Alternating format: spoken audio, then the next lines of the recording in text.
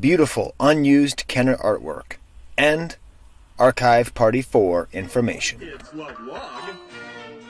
'Tis the podcast log Yes, log. of the Star Wars Collectors Archive blog. Oh. Yes, log. Whenever the Star Wars Collectors Archive publishes a new blog, this podcast will log its contents, interview its writers, and go deeper. It's the Kivecast Blog Log Pod. You, sir, are a mouthful. Relax and just take life easy for a little while. Because it's only lasts for a little while. All right, Steve. As always, we don't do a funny intro on these, Steve. It's our Nope, blog log straight pod. business. Straight business. only. And business really is the word here. We're going to get to something people have been asking us a lot about. What are the details of the next Star Wars Collectors Archive party at Celebration Chicago? But this is the thing, Steve. You know, we put everything up on YouTube. And we have lots of YouTube viewers, and we have a lot of people who listen to our show in the future. So after April 2019, nobody's going to care about the archive party details. So what we decided to do is parrot all this information with a blog log pod. Yes, So this is the deal. If you just absolutely only want to hear about the archive party information, then skip to 27 minutes and 2 seconds. For those of you who don't, listen to this amazing story with Ron Salvatore, where he's going to talk about something that, as always, whenever I interview someone about something on the archive, I haven't even looked at all. I have no idea what we're going to be discussing, Steve. So it's some kind of display? You're on the right track. Yeah, it's display related, potentially. Okay. Well, it's working out for me so far. So let's get Ron on the blower, and then after that, we will give a full breakdown of the Star Wars Collectors Archive Party number 4. Is it fourth party? Yeah, fourth party. It's very exciting. It includes pizza, beer, and cereal. All right. So let's call Ron. All right. All right. So we're here with Ron Salvatore. And I just told Steve, Ron, that I have this new policy with the blog log pod, which is that I don't prepare at all. So it's like a non-policy policy. Yes. So I just opened up your blog post for the first time right now. And so well, damn, dude, thanks for supporting everything that we're doing here. Listen, you know, I was the one who figured out that the blog's been going on for 5 years. The whole year would have gone by and no one would have even noticed. So I should get some credit for that. Probably true. We do keep them around for certain reasons. Well, you were the guy who had the idea for the blog, so I guess you get a pass for that kind of stuff. But yeah, I mean, we will be talking about the archive turning 25 and the blog turning 5 because, Ron, I mean, really, you and Steve and Yehuda, you guys have just really done an amazing job with this thing. And it's funny because when it started, you know, Gus is not always the most hands-on deity. So his general take was like, yeah, it's fine if we do it, but it probably won't work because it'll just dry up and there won't be any content. Yeah. And there's more content than we can talk about. It's just like, it just keeps coming. It's been good. I mean, even aside from the people you've mentioned, I mean, we've had some good, you know, outside folks like Jonathan McElwain and Kevin Lentz and Ben Sheehan. Yehuda has done a bunch of stuff. You mentioned him. So it's been pretty good, I think. There's and been Tommy too. Periods. Yeah, Tommy too. Well, that was. Can we call him that? No, Tommy too. And Pete Fitzke has been regularly doing stuff, you know, at a slow but steady clip. So I mean, it's pretty good. I think it's one of the better forums out there for, you know, regular vintage articles. As far as I know, there's a few others like the Fantha Tracks guys have been doing stuff, but. I'm pretty happy with it for the most part. Yeah, it's to me it's great. It fulfills the promise of what the archive started off as, and then I feel like it there just wasn't enough new stuff coming in, and now we have things like this. And this is the title of this article, Steve, because you probably never read it. It's called "Was This Art Intended for a Kenner Store Display?" Okay, so I'm going to try. You captured the curiosity well there. That was just right. Yeah. Yes, so I'm going to try to describe this art for those who are not watching it on YouTube. Okay, it has Luke Skywalker on a speeder bike, looking like James Spader. He's got a gun in one hand, and then he's got like the speeder bike thing on the other. A very furry Chewbacca who looks a little bit like, actually looks more like Lumpy than like Chewbacca. Yeah. He looks like he just finished with the blow dryer. Yes. C-3PO and R2-D2 appearing to resolve the issue that we've talked about a long time. Why don't they get Endor fatigues? Because they're hiding in the hole of a tree. There's a whole bunch of Ewoks behind them, and it really looks like where they are is the Kenner Ewok village. And if you look at who Chewbacca and Luke are shooting at, they're shooting at an ATST, or an ATST, as most collectors call it. They're shooting an ATST that's like the toy. It's completely not from the movie. That's what I would say it looks like. So it is a painted image. And what is it, Ron? Is this like, was this mass produced? Is this original art? Yeah, it's original art on board. I'm not really sure. Probably some kind of acrylic or something that it's painted in, but it's all hand done. And I hate to say this because it just sounds so lame, but the picture sort of doesn't. You really need to see it in person to sort of get the full impact of it, because it's really large. And so, how large? I think it's like 55 inches. The board is, and so that's across. So I mean, that's a really big piece. When you think about that, that's 4 feet plus. It's like a mural almost. Yeah. So it's quite big. I mean, bigger than most collectible piece. It's probably, let's put it this way. I'm fairly well versed in what's out there, and I don't think there's another Star Wars Kenner painted piece that is that large that exists that I've ever seen. So I mean, it's a big piece. Wow. And it's in your collection, Ron? Yeah, I didn't want to focus on that in the article because I wanted to kind of focus on the piece and on Steve Denny, who was the guy who discovered it. But it's a piece that Steve got way back when. Actually, he got this from the guy who sourced all his proof cards. So, Steve Denny is the guy who basically is the source of a lot of the proof cards out there. So the guy who had all those proof cards had this item, and Steve got that from him probably back in the 90s. And so I had seen it at Steve's house maybe 15 years ago, and I just told him, like, well, if you ever get rid of that, that's something that I would be super interested in. And Steve was so into art that he actually offered proof cards and stuff to people to draw him original art, not Kenner art, just stuff that people who were talented to give him. That's how much he likes. Oh, that's awesome. Art. Wow. And he offered prizes and things just in exchange for that.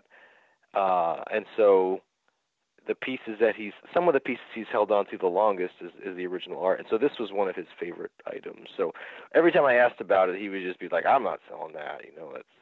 That's a great piece. Someone put a lot of time into that. That's what he'd always say. And, I didn't want to harass the guy. I'm not really good at that anyway, being the guy who harasses people. But I would mention it to him every once in a while, just like, hey, Steve, I'm interested in that. And so he knew, and other people would ask him about it, and then he got into the habit of telling people that he was holding it for me, which made it sound like I was not willing to buy it. But in reality, that was his way of just telling people, like, I'm not selling it. But instead of that, he would say, so people would contact me and say, hey, Steve says he's holding that. Like, yeah, I mean, he won't sell it to me. It's nice that he says that. So finally, I saw him out at the Cincinnati show in October, and I just, as usual, I'm like, hey, man, let me know. I'm still interested in that piece. And he finally threw a number out, which was pretty high. It was a lot of money. And I decided that, I wasn't going to not, after all those years, 15 years of talking to him about it, I wasn't going to not buy it. So, especially coming from Steve, and I know it's a big deal for him to get rid of it. Steve's one of my favorite guys around. He's just one of the good guys in the hobby. And, I can't just not buy it. So, as it turns out, I happen to have a Star Wars collection and I have a bunch of stuff. And so I sold a few things. It turned out stuff that wasn't even that big of a deal to me. And I got up the money pretty quick. So it worked out pretty well. Oh, that's why you were selling stuff. Yeah. Because I was like, wait, what? But I knew it must be up to something, but I didn't want to blow up your spot and be like, wow, Ron, you're selling. You must be desperate. But it was expensive, man. It's more money than I've spent on something. But, okay, it's a giant piece of art, right? And it's awesome. You sort of have to see it. Awesome. It is really awesome. Yeah. And so I just bit the bullet, and I was like, you know what? I could sell this, and this, and I could get the money. And I did that and got the money, and Steve was like, oh, you paid this off real quick. Yeah, now I have to pick it up. And so our friend Brock Walker drove out there and picked it up. I'll send of course he did. Brock, yeah. just a piece. But then it was kind of like, okay, Brock picked it up, but he took it back to his house, and that's even further from me than Steve. But we decided he'd ship it, and so he ended up shipping it for me. But even he was like, you know what? This is This is a crazy piece. I keep looking at it at my house. He's like, I have not seen anything that's this crazy, but it's something. So the next time you guys are here, you can take a look at it in person. Well, yeah. It has all these great details, and I understand that we shouldn't look at the blog site because it doesn't do it justice. But I would still say that, if you look at Luke's face, the way that it's lit, it's really intense. He must have very dramatic. Yeah. He must have had a model, because this is not just stock images that you none of this feels like, okay, here's an image that we have of Luke and we'll just do our painted version of it. This is a pose I've never seen. It's got this really stark lighting. It's maybe some of the best work on Luke's black clothing, because it's really hard to get any sense of dynamism or depth or shade. It really is there. His work on Chewbacca is really weird. I don't think he's really ever seen Chewbacca, because it's like he has his head, his arm starts at the top of his head. If you look at it from kind of a funny angle, but it's so just unbelievably different. Thank you, Ron, for telling us about the story about you owning it, because part of the reason we like the Blog Pod is that it actually goes beyond the blog. Yeah, I didn't want to. I didn't even originally intend to write a blog post. I had this idea of what it might be. I guess we should mention that. Steve's story was that it was used at Toy Fair. That was what his guy told him, and that could be true. Sometimes those stories, who knows? That could be what the guy was told, or maybe what he assumed. Whether that's what it actually was used for, who knows? But I had written it up for an archive database entry years ago. Right. I added to an existing entry. And at that point, I remember thinking, there's no way, this has to be made for something. They didn't contract someone or whatever to make this super detailed image like this just for a Toy Fair thing. Because it's kind of odd. It's not formatted. I've seen a lot of pictures from Toy Fair. I've never seen anything like that on display in the showroom in the vintage years. So it's there had to be some reason they made this. And so the obvious, based on the scale of it and the Kenner toys, the obvious candidate would be a store display. I don't think it's for a package. It's not really formatted like it would be for a package. Right. So store display is the first thing that springs to mind. And I remember writing that entry and being like, it's got to be a display or something. And then going through displays and then coming across that big Return of the Jedi space battle display and being like, you know what, son of a gun, that thing is, it's like a land battle version almost of that space battle display. And the logo is the same positioning. And I think it's hard to tell because you're just going on a photo, and Steve had it in a frame. So it's the scale seems very similar, and the style is really even similar, with the toys being depicted and everything. It's like, I really think that is an alternate or a second side or something to that Space Battle display. Okay, so that was so always just, kind of my theory. Just to make that clear, the Space Battle display is a produced Return of the Jedi display. Is that correct? Right. Yeah. 1984. Yeah, it's like I guess it would be a gondola display. 4-foot. Kenner calls it a 4-foot display in the catalog, and I always assumed it was 4 feet. And it's called the Star Wars Return of the Jedi 4-foot header display in the 1984 catalog, I believe, the Toy Fair catalog. Yeah, and it's got it has like the TIE Interceptor and TIE Fighters and the Death Star and a Y-wing and an X-wing and the Millennium Falcon. It's got all the good ships. Yeah, and all the ships are depicted to the toys, like someone painted the toys, not the movie props. And it's got lasers going back and forth and explosions, and so it's the Imperials fighting the Rebels. And really, in terms of just content and format, it's pretty much very similar to the Endor one, which also shows the Kenner toys, Rebels versus Imperials, laser beams going back and forth and explosions, and the general dimensions are very similar. So back when I was writing it up, I'm like, you know what? I think that might be that display, and I put that in the entry, but without really taking it out of the frame and really looking at it. How do you know how similar it would be?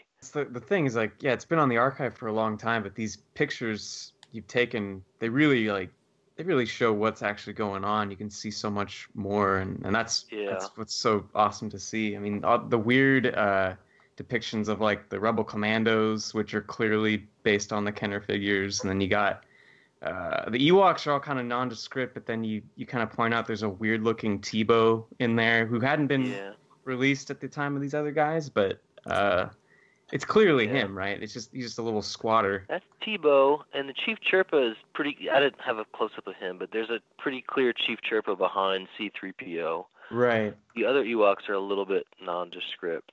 Yeah. But it's got the hang glider is the Ewok hang glider, and then the catapult is the toy catapult. That's definitely the Ewok village.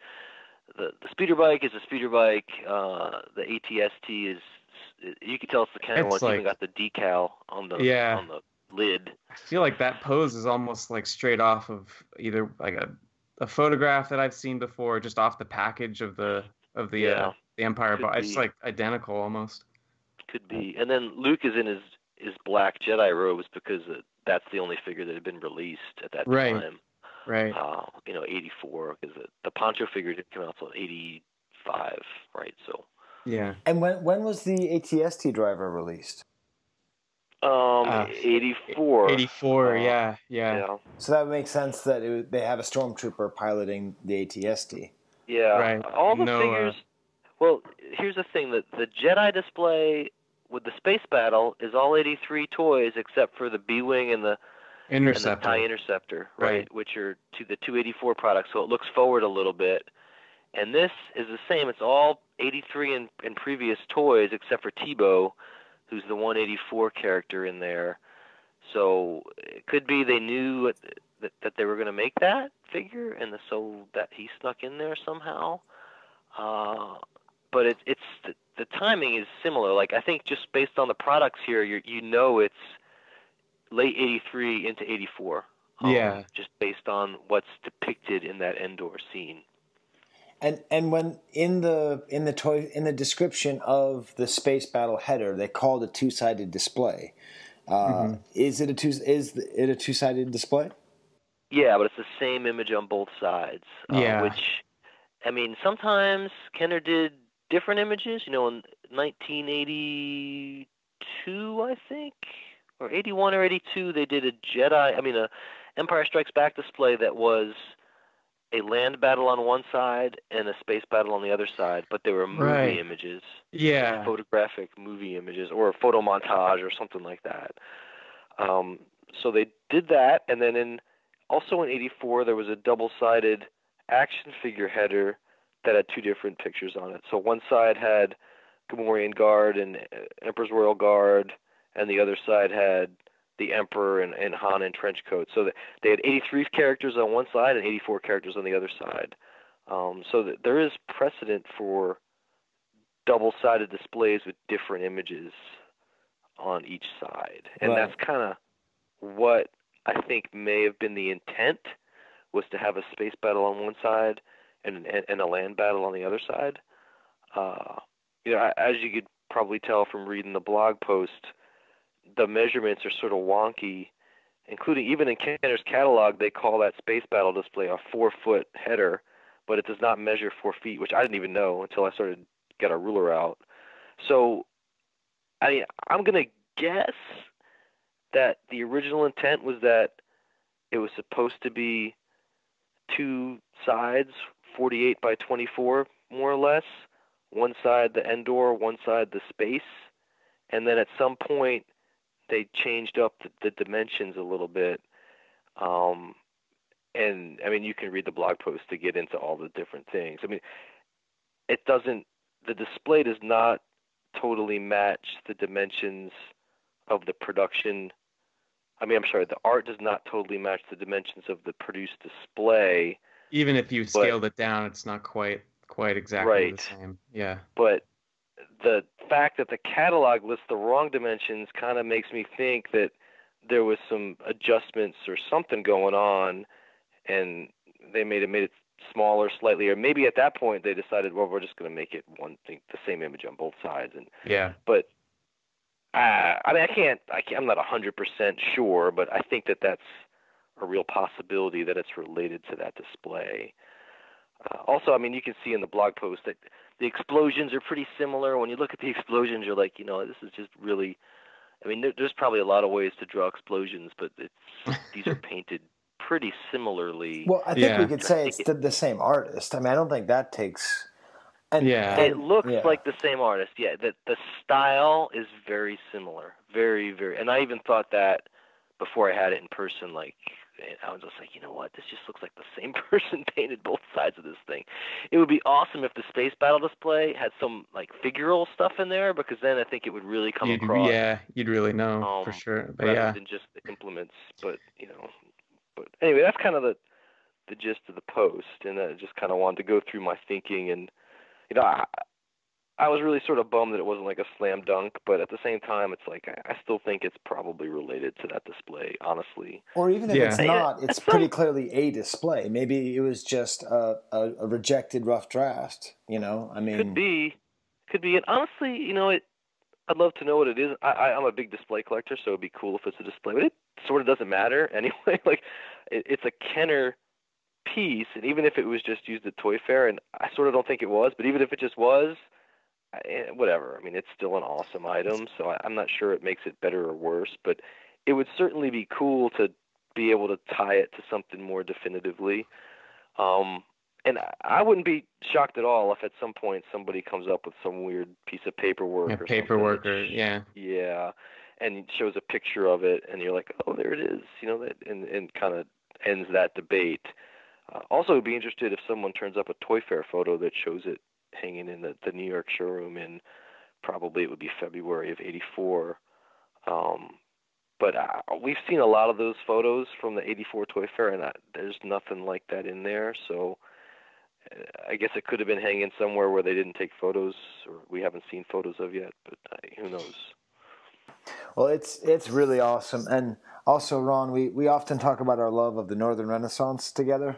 And if you look at Chewbacca, it is kind of... It's like a Van Eyck Chewbacca. It is a Van Eyck Chewbacca. You look, it has a sort of internal lighting that and a sort of clarity to line that the Well, one of the things about the Northern Renaissance that's important is that it's a realism of details, right? So even though it's not necessarily 3-point perspective, every little detail is super well delineated on those paintings, right? So this is a little similar. You could focus in on every little detail of this in the background, and you can see all the little effort that went into it. Steve is absolutely right when he says someone put a lot of time into that, because it's seriously, it's seriously well, there's a lot of effort put into it. I have that big piece of art, that the Hoth backdrop for the Hoth playset that's hanging there. You guys know that piece, right? Yeah.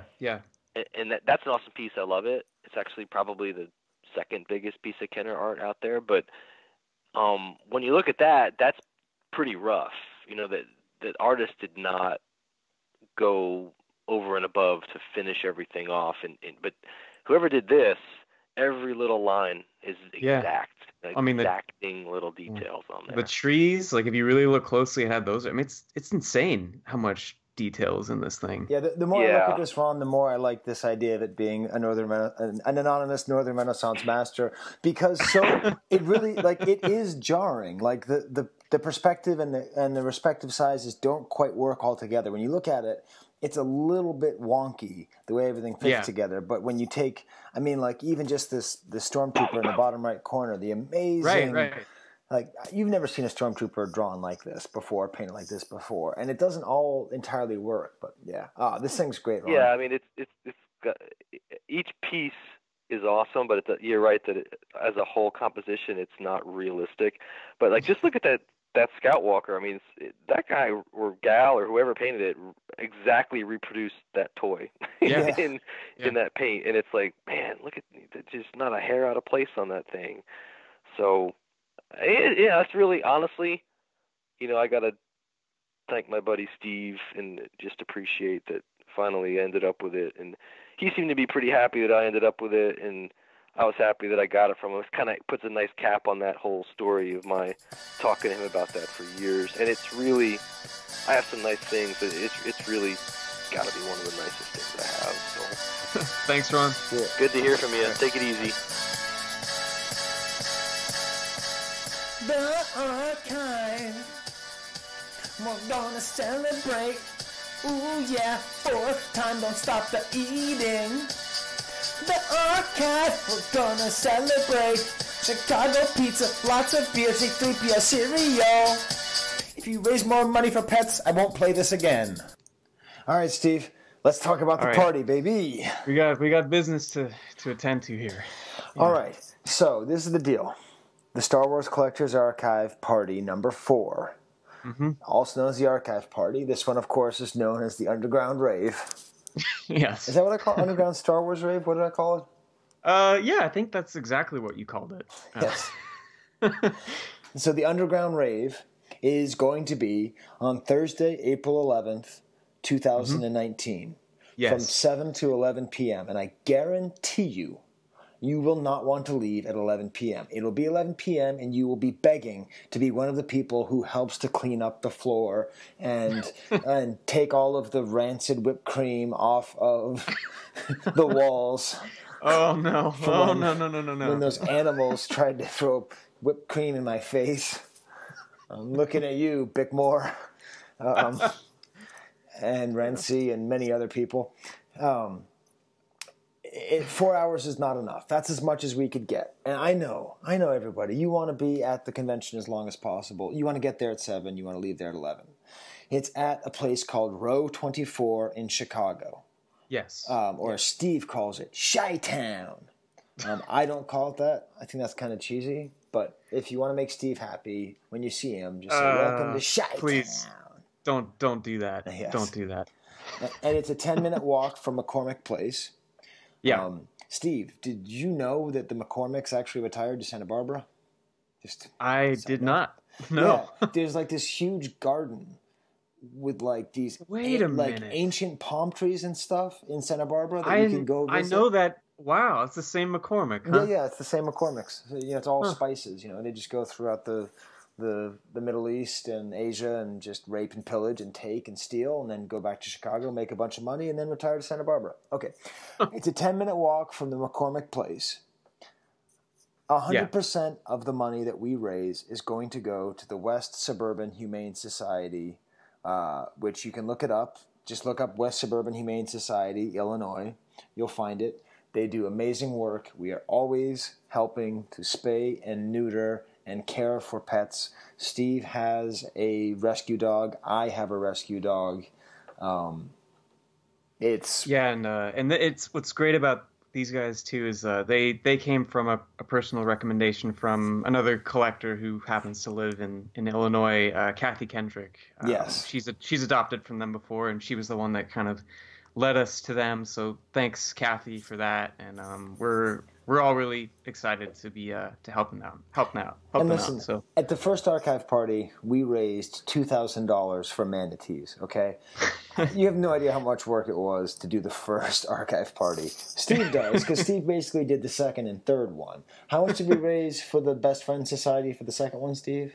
It was about 10,000. And then how much did we raise for the archive party 3? I think it was about 13. Yeah. Okay. And so we want to smash these records with this party. Okay. Now this is the thing. People who have sponsored this have paid hundreds of dollars to sponsor, right? Yeah. They are getting reimbursed $0.0. People who are donating things to the auction are getting reimbursed $0.0. Steve is receiving $0.0. I am receiving $0.0. We are all giving our time, and all of the sponsors gave their money, and we are literally getting nothing back. We are not being reimbursed whatsoever. So whenever you hear us tell you how much things are going to cost and you're going to complain, you can complain, but all you are doing is hurting little tiny puppies and kittens who are sick and tired and are about to be euthanized. So you can tell us that you don't want to buy the expensive ticket, and I'll just look at you and say, I understand. But if I sell you the ticket for cheap when someone else would pay more, we are actively hurting little puppies, Steve. I don't like hurting puppies. Do you? Yes. No. Oh. So, and we're not even talking about how much it costs yet, but I'm on a roll, Steve. I'm sorry. Yeah, no. This is the semi-annual roll that you got to get on when we're talking about this. Yeah. Yes. Now, before we even talk about the how much it costs, I know everyone's sitting there. Oh, when does it go on sale? Well, you got to keep listening to me. We have solved the food issue. How would you describe the food at the first archive party, Steve? I don't remember. All I had was 3POs. So. Yeah. At the first party, oh my God. Like, you don't even understand what it's like. I actually got an email from Mike Havens. He was talking about his IC party that he's going to be throwing the day after the archive party. Yeah, He was decent to not plan on the same day as ours. And he was like, which hotel are you doing? I'm like, bro, because he likes using the word bro. I'm like, bro, actually I didn't, but it would be funny if I did. Bro, we are not going to pay those hotel prices. It is ridiculous. It is. And that's why it's a 10-minute walk to the place. But I can tell you that we are saving at least $10,000 from probably more. Probably $15,000. So when you're taking that 10-minute walk from the McCormick Place, again, think about a little puppy with 3 legs, wagging its tail, finding a new owner, okay? Because that's what that 10-minute walk means, as opposed to lining the pockets of the Hyatt company. Yeah, no, there's a good reason for every bit of this. Right. And so the food has always been a huge problem at these parties because it's so expensive. It's like, oh, would you like mini shrimp canapé sliders? Which is like smaller than a half of a pinky finger and doesn't fill you up at all. And people just say, yeah, okay, great. And then it costs like $10 for 20 of them. And you just get stuck. So, Steve, what did we come up with for this one? Well, this was all you. But we are going to have more deep dish pizza than you could possibly imagine. Yes. We are currently... I mean, it's Chicago, right? So you have to go the right route here. We are going to get in between 75 and 100 deep dish pizzas from Giordano's, which, okay, listen, Chicago listeners. Actually, the best place is Di Fratella's, which is on 3rd and 7th. I don't care, okay? We're tourists. Giordano's is the best deep dish pizza because that's what it says in that little magazine that comes for free in the hotel. You know that magazine? Right. Like, Giordano's is that. It's not Pizzeria Uno. That's all I know. So we're getting Giordano's pizza. When I was talking to the woman at the catering, she was like, this isn't like for locals. I'm like, no. She's like, oh, okay, good. Because I think locals would want more than just pizza. But we're saying screw it. We're just getting pizza. And actually, keeping it simple here. We're keeping it simple. We would like your votes, listeners. Do you think that we should offer like just pizzas, or should we also offer salads? Now, I've been told by great wise people that you don't win friends with salad. But maybe some people want salad there too. So let us know if you think it would be better to have 25 more pizzas or some salad. Dad, can't you have some other kind of party, one where you don't serve meat? But all normal people love meat. If I went to a barbecue and there was no meat, I would say, yo, Goober, where's the meat? I'm trying to impress people here, Lisa. You don't win friends with salad. You don't win friends with salad. You don't win friends with salad. You don't win friends with salad. You don't win friends with salad. You don't win friends with salad. You don't win friends with salad. You don't win friends with salad. You don't win friends with salad. You don't win friends with salad. Mom! I didn't mean to take sides. I just got caught up in the rhythm. So let us know if you think it would be better to have 25 more pizzas or some salad. Yeah. Before we get to the prices again, and you're all sitting there and you're like, oh boy, I hope it's not too much. We'll see. The drinks, Steve.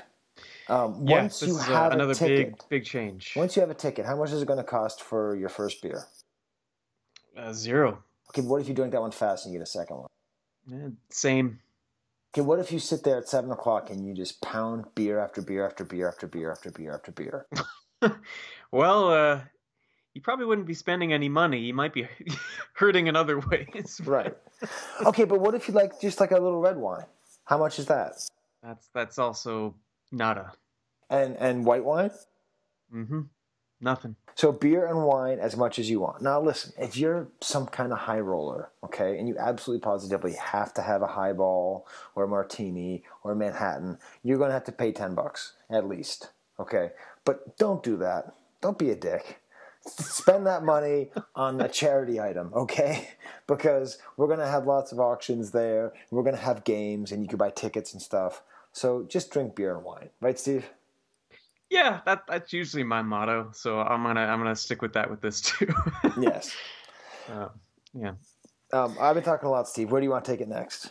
Well, okay, so we've got kind of the basics down here, but I thought, to reiterate, aside from raising all this money for this awesome charity, there's the archive that we're celebrating too, right? So we've got 25 years of the archive, 5 years of the blog, but there's another anniversary that we're going to be celebrating. Do you know what that is? What would that be, Steve? The 35th anniversary of C-3PO's cereal, the most important anniversary of all. Oh my gosh! Now, if you don't know about the archive party, of the many ideas of that first one, so many years ago, was it 6 years ago? Yeah, it was 7 years ago. 7 years ago. Boy, soon we're going to be having the 10th anniversary of the archive party. We had the idea of having a C-3PO cereal eating contest. So we are doing the C-3PO's eating competition once again, everybody. And so that's going to be the big event. That's going to be the key event. And Gus Lopez will offer something from his C-3PO's collection to as a prize for the winner. There'll be another insane waiver. Hopefully, people won't die. Underground Star Wars rave. All right. As always, all right, we have what's called key art. All right. Mm-hmm. So these are like the defining image that sort of sets the tone. Actually, I say as always. I think we only started on the last one. But as always since the last part. As always since the last one. And once again, last year we based everything off of vintage invitation, like vintage, I don't know, tablecloths and stuff like that. Yeah. So the drawing board, they had that single image that was kind of reproduced on a lot of, napkins, cups, anything. It was the Luke versus Vader, and Bill Cable created an amazing piece of art that had Luke as a cat and Vader as a dog dueling, and that was our logo, our key art, as you were saying. But this one has he's just gone all out again. Yes. So Bill Cable has once again created the key art. And I don't know really what we're going to do. I mean, we've got so many ideas coming up. We're going to be doing posters and all these kinds of weird things, maybe stickers. I don't know. Because every single thing that we make is something that we can sell to raise money for cats. And so I'm just getting all excited. Actually, not cats, dogs. I don't really care about cats dying. But dogs. I'm just kidding. I love cats. One of my best friends are cats. Okay, so he made this image. And if you're looking at the enhanced version, you'll see it here.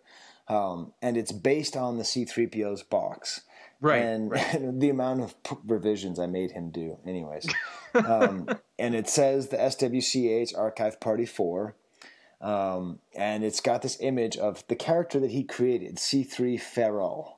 So it's a feral cat, and it was one of the cardbacks that we had in a previous figure.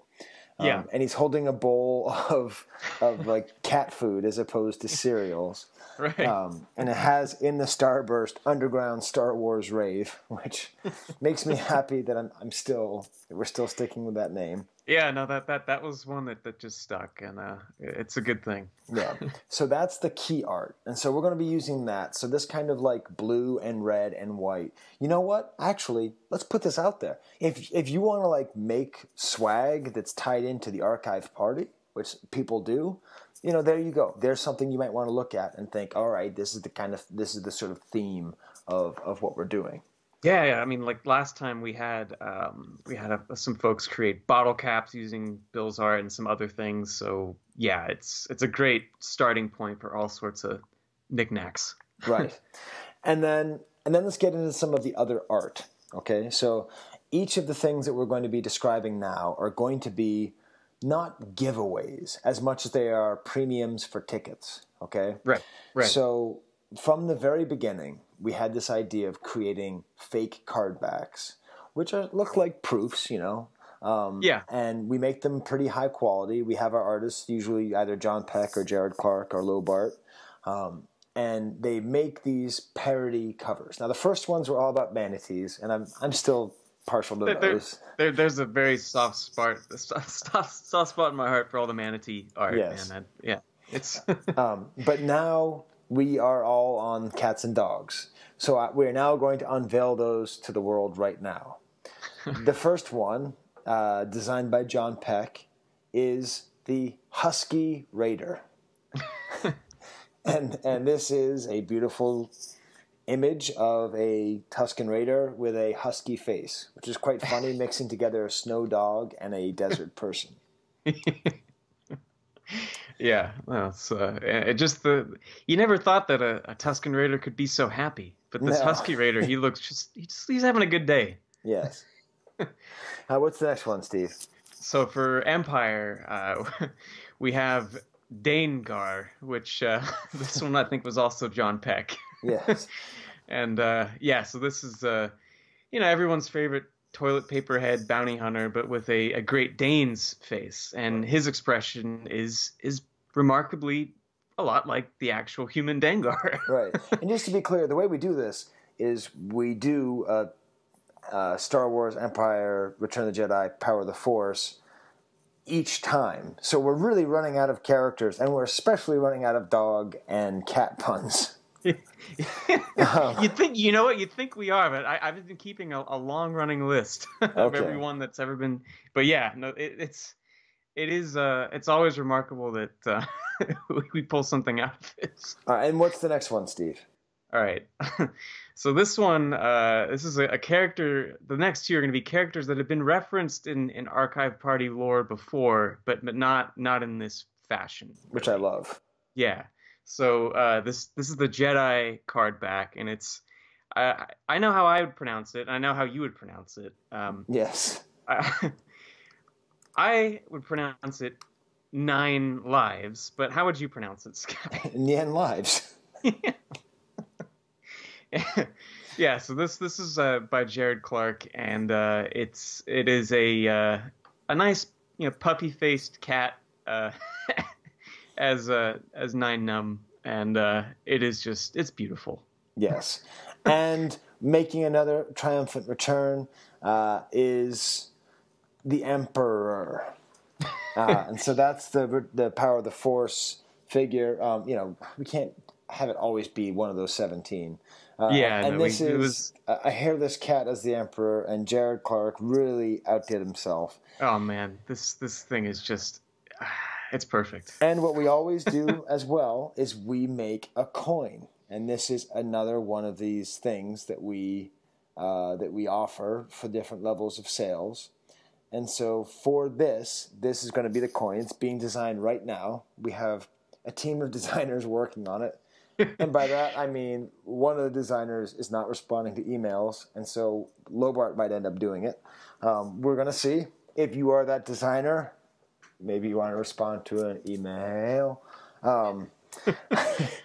But that's going to be awesome because we're now going to have 4 coins for this stupid party, Steve. It's going to look awesome.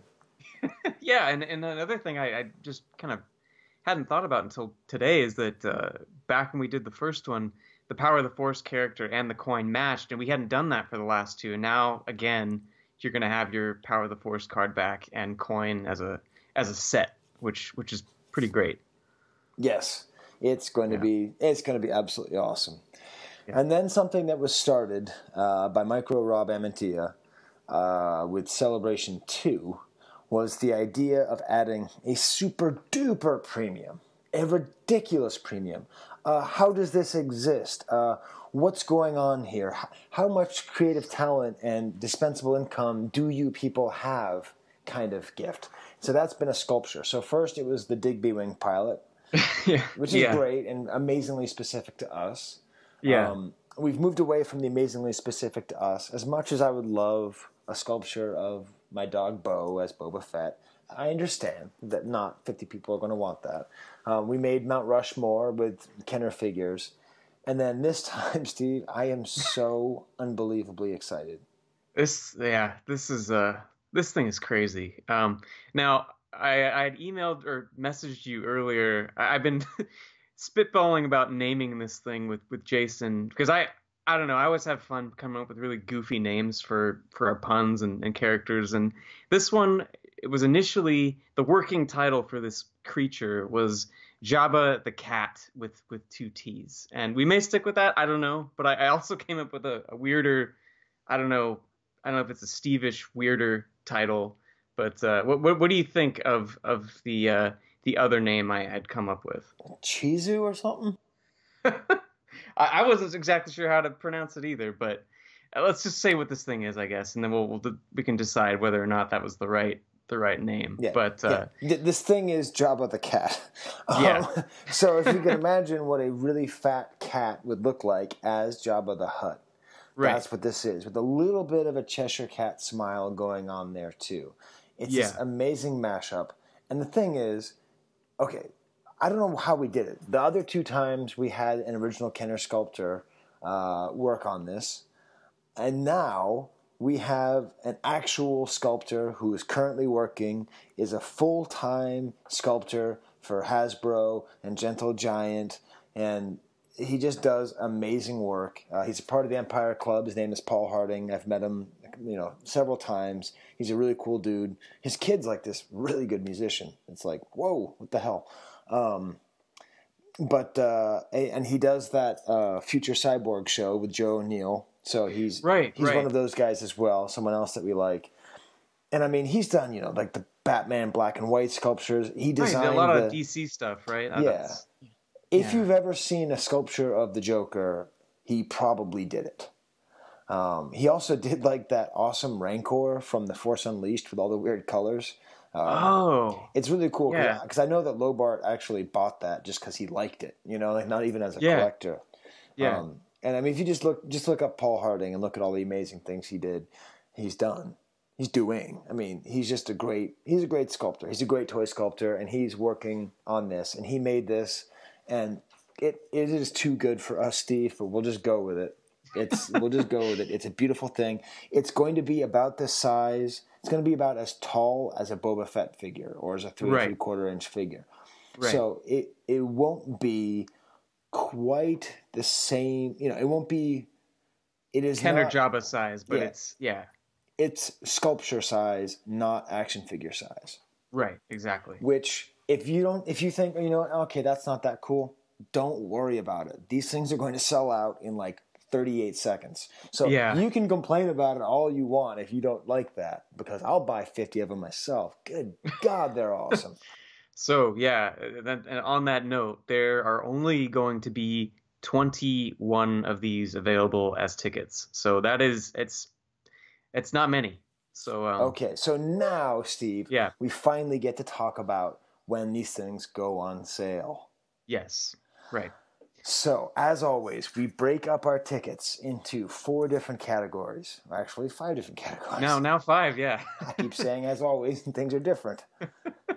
We'll have some consistency. Change comes slowly down on the farm. Okay. Steve, do you know what we have to do eventually? We have to make Burger King cups with the Emperor. Oh, man. You are so right. Wouldn't that be awesome? Because then I could record with that. Yeah. No, that's, yeah. That's going on the list of future developments. Yeah, because I'm sure we could make cups, right? I would imagine that's not difficult to do. Yeah. Right. Okay. It's actually pretty reasonable, I would say, considering the fact that every single time we've ever done one of these things, everyone has told us, number 1, that's the best thing of all celebration. Number 2, that's the best party at any celebration. Number 3, why didn't you charge more? So, here we go. Yeah. The thing about row 24... Mm-hmm. Okay, the thing about row 24 is that it's a little bit smaller. It is, yeah. It only seats 300. Yeah, and that's a hard cap at 300. That's a hard cap. And already with the sponsors and their guests, that leaves us with how many total tickets to sell? How many people get to walk in the door? 200. Okay, so that's a total of 200 of you listening who get in. I've already been contacted by like 30 people. Okay? We're advertising this a lot. This is going to be intense. So it's going to be very intense. What we've decided to do is sell the high price tickets first and just wait. Let people collect the money that they need to. Let the people who really want to go, who are willing to back it up with dollars, go. And the cheaper tickets will go for sale at a later date. And that way, if you don't care that much and you think, oh, it's cool if I go, cool if I don't, then that's cool. I mean, there's no sweat. I'm sure there's lots of better things to do on a Thursday in Chi-Town. Maybe the Bulls are playing, okay? And why don't you go do that, loser? Okay, so when do tickets go on sale, Steve? When is the first time anybody can possibly get a ticket?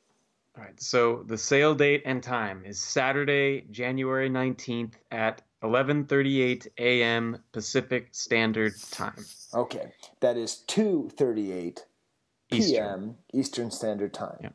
Yeah, and if you're in Chicago, I guess it's what, 1:38? Yeah. I don't know. I don't do metric. Okay. So that's and January 19th, okay, 11:38 a.m. Pacific Standard Time. Steve is the one who runs this. He's the one who deals with the tickets. If anything goes wrong... Blame me. No, don't blame him. He's doing his best. Dagnabbit. Okay. Yeah, so a key detail on where to buy the tickets to... as in years past, if you go to the SWCA blog, there's going to be an event page set up there. That should be going up as soon as this podcast is up. So it'll be up. It'll be live. Bookmark it. It'll be on the SWCA blog. That's where you'll buy your tickets. Right. Because this whole goddamn thing is put on by the Star Wars Collectors Archive. That's where this comes from. This doesn't come from some other place. This isn't Reed Pop. This isn't other things like Reed Pop. Gen Con, This is the archive party. So you got to go to the archive and do it. And it might be a little janky, but it's all good. It's a good chance it'll be janky. Most things usually tend to go janky. But, okay. Now, as always, we are offering at all times the Young Jedi Knight tickets. Yeah. And so those are for kids. Okay. Yes. That's $20. game tickets are, a few of the game tickets are included. That's the way we raise money. We'll tell them more about what games we're going to be playing. But, you play games and you have little prizes, and that's fun. It's really, really, really, really, really, really, really just for kids. So if you show up and you go, oh, well, whatever it is, we'll keep your money. We'll kick you out, and we will publicly shame you. Okay? And I mean 12 and under. Fair enough. If your kid's 14, I'm gonna know. I'm gonna say, okay, pull up on Facebook. Pull up on Facebook. Show me his birthday on Facebook. I'm gonna do it. I don't care. Or I'll have Pete Fitzke do it, or Fonz, or any of the other scary musclehead dudes we have. They'll do it. They'll hold you up by your ankles off the top of that roof. Say, how old is your kid? Okay, I'm just saying. So those will be for sale at all times because obviously we love having kids there. It is awesome to have kids at these things. And they get to drink for free as well. Okay, they can have as many Shirley Temples as their little hearts desire. $10, as probably as many sodas. I hope. Yeah, no, the soda's free too. Okay. Yeah. And then that's the point where the Supreme Master tickets are going to be for sale. Yeah. So that's where Jabba the Cat, or whatever stupid name Steve comes. I think it's clear we got to go with Jabba the Cat. I just No. Shibu the Wizwap is great, Steve. We'll have a couple of variant boxes that have my lame name on there. You'll know then. Shizu the Cut? What do you call it? Chesu the Cat. So Cheshire and Jabba. I was in a weird state. It was probably like I was messaging Jason. It was probably like midnight here, so it was almost like 2 or 3 in the morning where he was, and I don't know what I was thinking. But okay. Yeah. Anyway, regardless, the awesome sculptures by Paul Harding. Those are going to be on sale right at that time. There's only going to be 21 of them available as tickets. So, and that's another thing too. I say we should put a general kind of just like common courtesy. Just buy one of those if you're going to get one. Don't like buy all 20 of them. Well, no, whoever you are. No. I mean one person. I just, you know what I mean? Yeah. No. There's a 2 limit. Yeah. So, that's on there. So you can't buy 20. No. You can buy 2 because there's theoretically you'd be buying for someone else. Yeah, but we don't want to see these flipped. That's no. And actually, come to think of it, we might limit it to 1 per customer. We haven't decided yet. And those cost $225. Yeah, and included with that ticket are the other exclusives that we were talking about. So you'll get the coin and you get the full set of the card backs. Yes, that is a ridiculously good deal. You're getting all the pizza you can eat, all the beer you can drink, all the card backs, the coin, and the statue made by one of the greatest toy sculptors in the world for $225, and the party. God, Steve, how are we charging so? Can we make that $500? Damn it! No, we can't. Okay, $225. That's fine. That's what we agreed. Then at the same time, the Holy Grail tickets will be on for sale. Yeah. Although I guess I can't say Holy Grail anymore because I was going to ask you. So Skye, if there are, in theory, after these 21 Supreme Masters, that leaves, I don't know, say in the realm of 179 Holy Grails. Yeah. What's the term that we apply to the Holy Grail ticket? Yeah, that'd be a common Holy Grail. Yeah. So for this, you'll get the Emperor coin designed by our design staff, and a set of the card backs. Which, by the way, just so you know, the card backs do sell in the secondary market. So in the event that you actually want to, it's kind of like the Star Tots. Like, I don't know, I can't believe they sell, but they do, and the archive party is not going away. So the question I got to ask you is, hey, would you pay $30 for a set of the old card backs? And if the answer is yes, then you should think about that. Anyways, and so that will be $150. Yeah. So for $150, you get the beautiful coin, you get all 4 card backs, all the pizza you can eat, all the beer you can drink. Yeah. Now, I will be astounded if all 200 tickets are not sold out. But at a later date, so that'll be probably, we'll say, late February, right? Yeah, I think that's probably a good target. Yeah. Yeah, because the party's in April. Late February, we will put up the pre-production tickets, which are party entry, food, drink, and 2 cardbacks for $80. MOC tickets, $65, which are party entry, food, drink, and 1 cardback. Yep. And then the get in the door, loose figure, I really, really despise hurt animals figure entry. That's $50, and for that you just get in and you get food and drink, and jeers, and you get to look down on us. I mean, we get to look down on you. So there it is. Yeah. There's the archive party. Yeah, it's gonna be awesome. It's gonna be crazy, but it's gonna be a blast. So what can you do? You can share this with people who care about this. You can share it with, everybody's got, you all know Fluffy. You all know Fluffy. You all love Fluffy. Some of you even got to hear his episode of the podcast before I had to take it down on obscenity charges. Which, by the way, it is still available online if you look in certain places. You didn't hear it from me. Fluffy never pays attention to anything, and Fluffy always ends up in the party somehow. I don't know how. He's never paid a cent to help anything. He always just gets in on someone's +1. If you know someone like Fluffy, tell Fluffy tell actual Fluffy, it's not going to work this time. He's actually going to have to, get on the ticket, get on that, and actually buy something. Because we're not going to be holding tickets for our friends who are, blowing this off. These tickets are for people who want to come. Yeah, and they're going to go fast. Based on years past, and think about it this way. We said that the capacity is down. It's 20% less available tickets than the last archive party, which sold out pretty quickly. So I'm kind of freaking out, but it's going to be fine. You're freaking out that there's not a lot of tickets?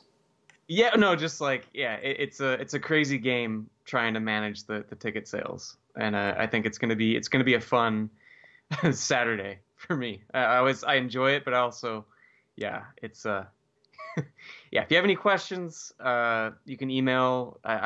We got the party account swca.party@gmail.com. That's probably the best place to get your questions answered. But it's coming up quick here. Yes. Awesome. Well, then, that's the end of the blog. If you're listening, good. The podcast, we're gonna celebrate. If you raise more money for pets, I won't play this again. This is a poisoned Easter egg. Abandon all hope, ye who listen longer. Ye have been forewarned. Nobody is responsible for you listening to this but yourself. I think you know what's coming, and if you're interested in listening to it, you have yourself to blame. Doctors call this masochism, where you enjoy pain. You enjoy inflicting pain upon yourself. I cannot help you. All I can do is show you the bad path, and pray that you don't take it. You must hit stop now. You must not listen to whatever it is I am going to put on at the end of this podcast. Please, think about your children. Think about your children's children. Thousands of years of you coming to an end now because you chose to listen to such a benighted song parody. You who chose to listen. It is your fault. I weep, looking upon you, with your headphones on, even now regretting listening to this warning, and yet you listen further. Mere mortals. enjoy the rest of the show. You sucker. One more time, we're gonna celebrate. Ooh, yeah, that's what I said. He smells like cheese. One more time, we're gonna celebrate. Oh, oh, oh, oh. Save some dogs. We're gonna save some cats. Ooh, yeah. Celebrate and save some cats. Celebrate and save some dogs. Ooh. You know, I'm just feeling celebration. Chicago tonight. No way too late. You know we won't stop. Gotta buy some tickets to the show. One more time. Gotta buy some tickets. The archive. One more time. Archive party, Chicago celebration. It's an underground rave. Ooh, yeah. Music's got me feeling free. Gosh, got me feeling so free. Fitzky's got me feeling so free. Duncan's got me feeling so free. Jargo ladies. No. Jargo ladies. Ooh. Jargo ladies. Go ladies who got me so free. Ooh. So the next episode gonna be so reese. And more time. We're gonna celebrate. We're here to go leaders. Got the dancing. Yeah, who'da fun name the sitting. Sitting alone in the bathroom. Singing this song. Actually, it's me. I'm the one that smells like cheese. One more time. We're gonna bid on stuff. Raise money for cats. The song's too long. A cat party. I'm gonna sing along. Underground rave.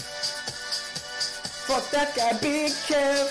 He can suck my ass with his dumb face. Get it all sling. I've got a finger for you. Fuck Big Kev. Oh, wait, song's over.